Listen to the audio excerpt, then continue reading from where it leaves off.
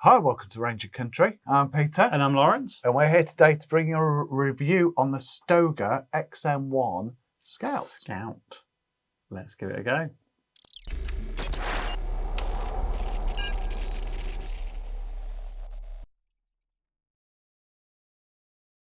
So we're looking at the new Stoeger Scout, the XM1 Scout today.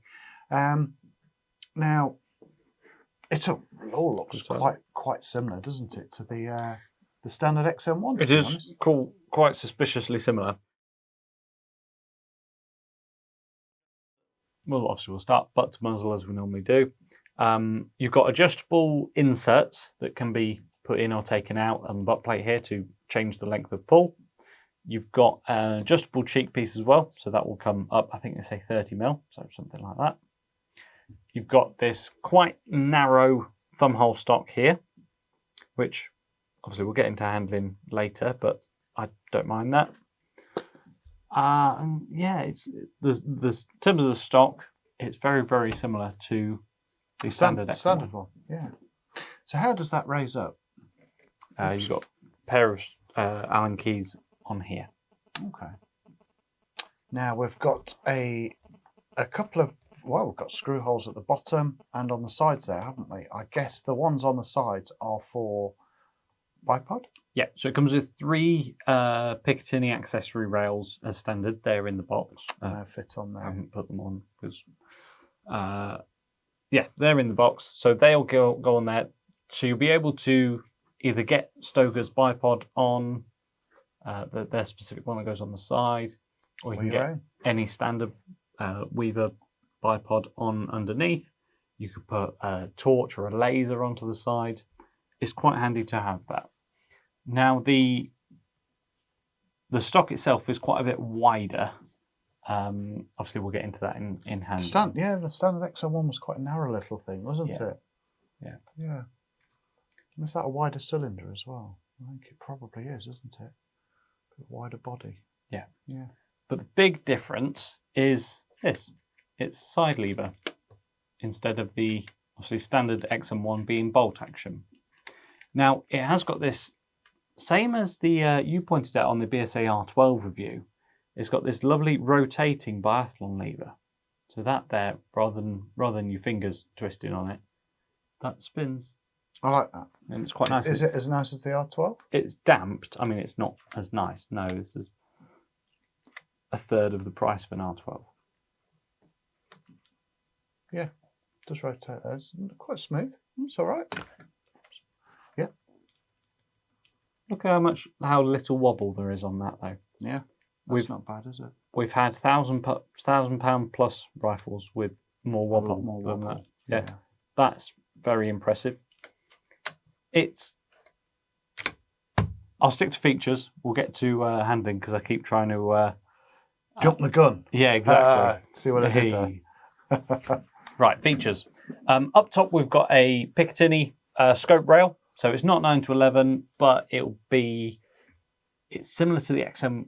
This is more similar to the XM1 bullpup than it is the standard XM1 rifle. Yeah. It's quite a tactical rail, so you could put night vision or a thermal scope on top of that. We've got this MTC Viper Pro on it today. Obviously, that's what we're going to be shooting it with later. Now it's regulated as well, this one, isn't it? Yes. So we've got a pressure gauge on the front there. Yep. To show the contents of your cylinder. And we have got a reg pressure gauge at the bottom there. Yep. So underneath, you've got a nice colour-coded reg gauge. That shouldn't ever move, so you don't really need to look at that and check on that. But that's on there, middle of the green. And there's also a colour-coded one that we do care about on the end as well. Now that looks like that reg is set about 150. Would you agree? Is that right with your eyes? Yeah. Okay. It's quite high. So it is quite high. So you've just got to be careful that your pressure in your cylinder doesn't drop below 150, because if it does, then your reg becomes, or the gun is set up at 150 bar, isn't it? So once you've dropped below 150, then it's what they call off the reg, and it's a bit. It'll drop like a stone. It will, yeah. Now that would explain. This is how sort of off the cuff our videos are. Yeah. I know where you're going with this. When we were zeroing, it suddenly just started dropping off, and I thought, oh, it's got 150 bar in it. It shouldn't be doing that. Yeah, but that would it was working its way down the target, wasn't it, on your zeroing? Yeah. Yeah. So I don't know what the shot count of this is. It's 200cc cylinder, so it will probably be 80 to 100-ish, I'd have thought, something like that, off the top of my head. Now, but what will it be between 200 bar and 150 bar? Yeah. So that's the big question. With them being regulated, that you can fill them to 250, which is probably what they're expecting you to do. Okay. So you can fill to 250, shoot to 150. Yeah, it's quite high for a reg. I wonder if that's just our sub-12 versions in this country. Maybe that's just how they tune them down. Possibly. Maybe possibly. Now, talking of power and such like, now you say this one is adjustable on the back there. Yeah, so into the stock. Cut out there, isn't there, in the stock? Yeah, you can get an Allen key, about 4 mil, something like that. Probably 4 mil. And you can adjust the power. We haven't tried to, but you should only be able to adjust the power downwards, hopefully. You shouldn't be able to get it over 12 foot-pounds. Yeah. But yes, you do have the option at the back there if you wanted to.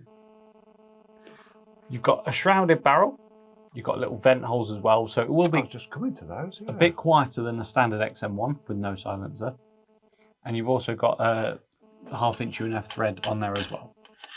You have. Now, with the vent holes at the back of the shroud, and we do get some people say, "Oh, I've got a puff of air coming out the side of the gun." That's what you'll get with vent holes in your shroud. It's taking the backdraft from just in front of the barrel, and it's diverting it down here and a little puff out the back there. So it's slowing it down and it's making it quieter. Yeah, it is. Very nice. So you get a 12-round magazine with this one in the 177. I believe it's 10 round in the 22. I believe it's 9 in .25, but we don't ever do any of them. But yeah, cross bolt safety on the trigger blade itself, isn't it? So yeah, it just stops you pushing it air arm style. Yep, nice and simple. Yeah, it works. It's effective. Does the job.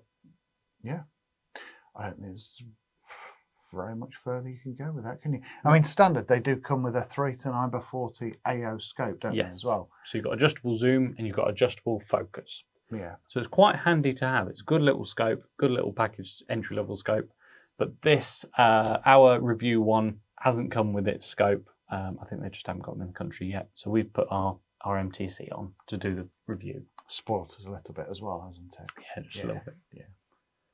Okay, shall we jump into handling? I've just noticed, look, there's a little hole in the back of the stock there. Yeah. And that's going to be for a sling, isn't it? Yeah. I think same as the standard XM1. That also had sling mounts on it. Yeah, and I think it's a very cheap sling, isn't it? For very good price. Yeah, I think they are.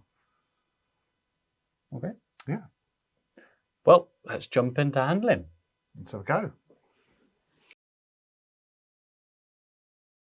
So I know you've shot this rifle, Lawrence. Yep. I've sat here, watched you and took the mickey as you've zeroed it and been shooting it as a father should do. And we've also, during the little break there, we've tried to investigate how the cheek piece rises, haven't we? Yeah. You didn't believe me, basically. So the way it works is we've got these two little 2.5 mil Allen bolts. There's one in each side, and they just go into there. So all you do is whip them out, and once they're out, it just slides up. So you've got multi holes there to put them back in, basically. Yep, you've got 5 little brass slots for these screws, so you can have the little plastic cheek piece at those 5 different heights. Basic but functional. It's a clever solution, and it's got a little groove at the back there for it to slot into to stop it having wobble, isn't it? Yeah. Steady it. Yeah. So it screws in, that'd be quite nice. Yeah. I think it feels a little bit chunkier than the XM1, certainly in the fore end. and I quite like it. I think it feels quite nice. It's quite ergonomic, and you've got these sort of triangular shaped stipples all the way down it. I do like the fact that it's a bit fatter than the XM1. To me, the XM1 was a little bit too thin, a little bit too skinny. Mm. It was, it just didn't feel like you got much there in your hand, did it? Yeah. A bit lightweight, a bit toyish, maybe a bit too light. Yeah, yeah. But this is more on a proper. Yeah, lift that off to get your fill probe in there. I will say that requires 2 hands because you can't do it one-handed, so it's spring-loaded. So you have to have 2 hands, one to hold that up and then one to put your... You can't lose it though, can you? You can't take your dust cap off, put it down and go, oh, where's it gone? I lost my dust cap. Yeah. Have you seen it? Yeah. So swings and roundabouts, I think. Yeah. Pros and cons. Yeah. Yeah. You've got to have your rifle laying down or stood up, pull that off with one hand, fill probe in with another. Yeah. Quite like that. Yeah. Now, the side lever itself, it takes a good amount of force to pull it back. But when you do, there's a nice positive click, and then it's cocked. We've had a couple recently, high-end rifles that are a bit... The FXM4 springs to mind, where you had a click and you thought it was cocked. Yeah. And it wasn't. You had to bring it back a bit further. It was a bit, what did you say? Not milky, but... Can't remember. Wishy-washy. Yeah, something like that. Whereas this is a nice positive click, I can hear that from here. which is hilarious because this is a quarter of the price of an impact. Yeah. But yes, it takes a little bit of force, but once it's done, it's done, and then the magazine just slots straight in. A little magnet holds it in, and it seemed to do perfectly well enough. Have you got the magazine handy? I did notice that the magazine is different, is it not? It's actually got metal in it, which makes a change over the standard XM1 mags. That's nice. I did, yeah. So your central carousel is some sort of metal, is aluminium. Yeah. Looks nicer. It's a typical magazine where you spin it to preload it to put your first pellet in backwards.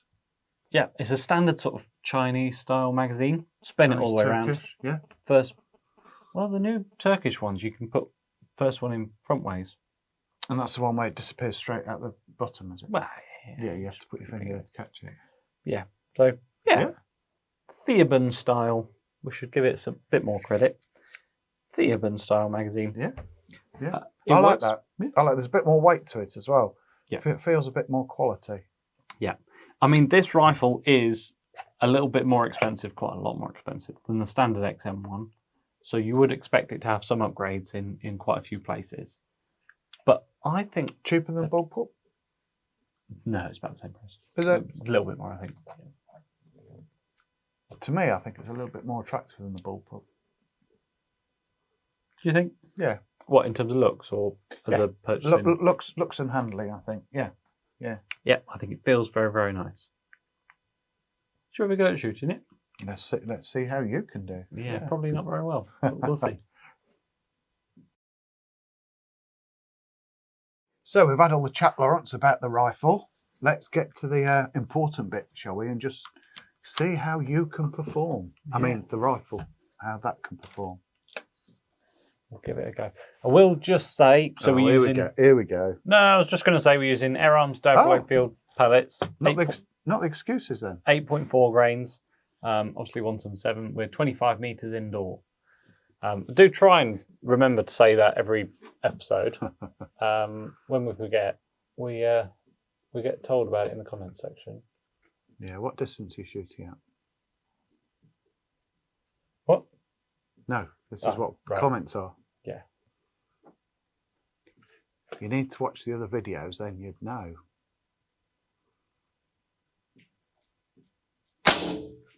The ones where we don't forget.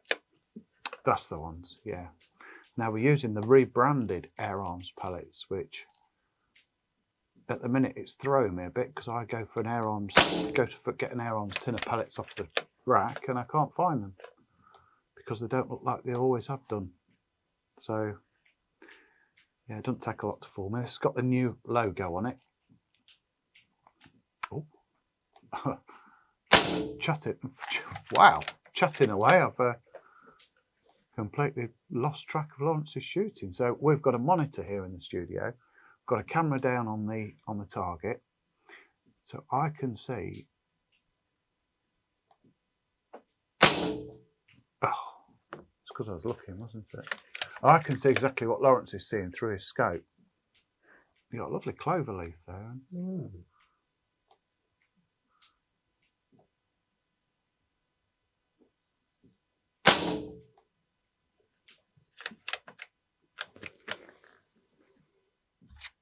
Now, were you concentrating too much on that, do you think? I don't know. Take a few more shots. Should we try some more? Yeah, try a few more. I don't know. I thought I was on it with that one. Yeah. You seem to be quicker shooting the first lot, and I don't know, sometimes I think it can be in your head. You take your time, you think, right, the first few shots are really, really good, pressure's on, and you blow them, don't you? Yeah, I think I was half listening to you rabbiting on the first time. Oh, right, and that's what made you quite accurate, was it? That's what made you shoot quite well. Yeah, maybe.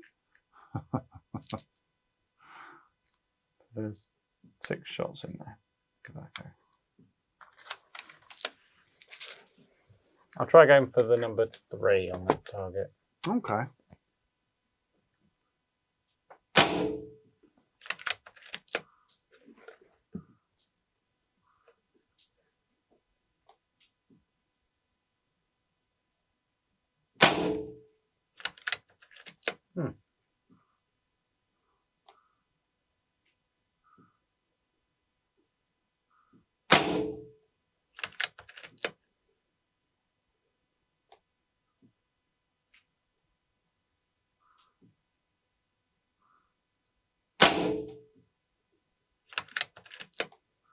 Good start.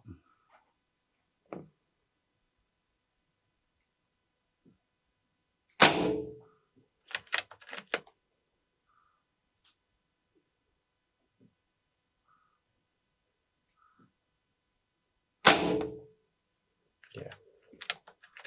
Nothing wrong with that. It's just me. That's a surprise. Anticipating.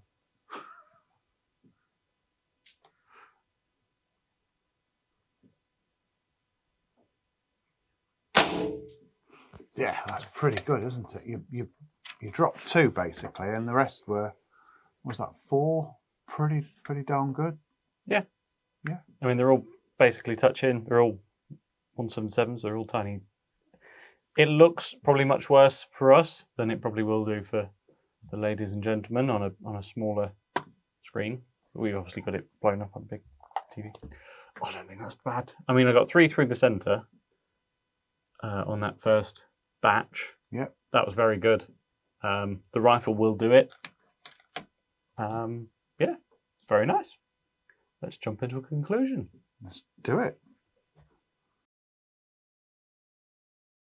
So let's talk about our findings with this, Lawrence. And Yep. you know, as always, we're really honest. I quite like it. I mean, it's twice the price of a standard XM1 rifle. You're getting side lever instead of bolt action. Yeah, It's a bit fatter. It's a bit better feel to it. It feels the next level up to it. yeah. It's Another stage up. it feels better quality, and I'd agree with that. I know the internals of the standard XM1. Obviously, this is new. We haven't had one apart, but it feels like it's a step up in terms of quality, like you say. Mm. It's twice the price, but it feels like twice the rifle, even though at first glance it looks basically the same. So I really like it. It shot very, very well. I mean, the trigger is no high-end day-state electronic trigger, don't get me wrong, but it's very, very good.